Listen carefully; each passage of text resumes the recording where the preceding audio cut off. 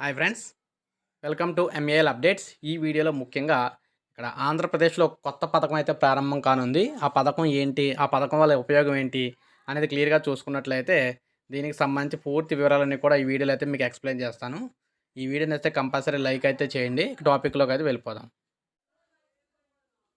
Clean ఏపీకి clap అంటూ ఒక కొత్త పథకంతో అయితే రాష్ట్ర ప్రభుత్వం ముందుకొచ్చింది.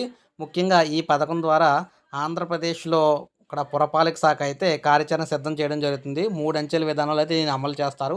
మొత్తం అంతా ఏపీ అంతా క్లీన్‌గా ఉండడం కోసం ముఖ్యంగా ఇది మీకు తెలియజేయడం గల కారణం ఏంటంటే, ప్రతి ఇంటికి కూడా 3 డస్ట్‌బిన్‌లు అయితే ఇక్కడ ఫ్రీగా అయితే ఇవ్వనున్నారు.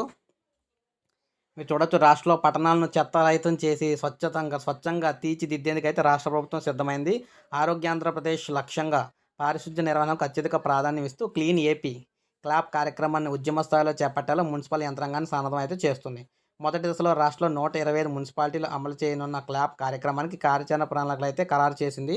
చెత్త సేకరణ, వాహనాల సమీక్ష, సమీకరణ, కాంపౌండ్ ఇక్కడ ఏదైతే కంపాక్టబుల్ బీన్స్ కొనుగోలు, ట్రీట్మెంట్ ప్లాంట్స్ ఏర్పాటు కోసం టెండర్ల ప్రక్రియ కూడా ముగిసింది.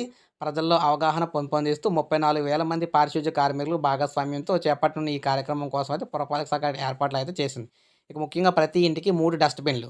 ప్రతి ఇంటికి 3 వేరు రంగుల డస్ట్‌బిన్‌లు అయితే మున్సిపాలిటీ వారైతే ఇక్కడ సరఫరా అయితే చేస్తారు.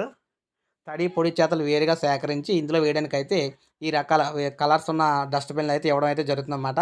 తొందరలోనే ఈ పథకం ద్వారా రాష్ట్రంలో ఉన్న మున్సిపాలిటీ ప్రతి పట్టణంలో ఉన్న అందరికీ కూడా ఈ డస్ట్‌బిన్‌లు 3 డస్ట్‌బిన్‌లు అయితే పంపిణీ చేయడం అయితే జరుగుతుంది.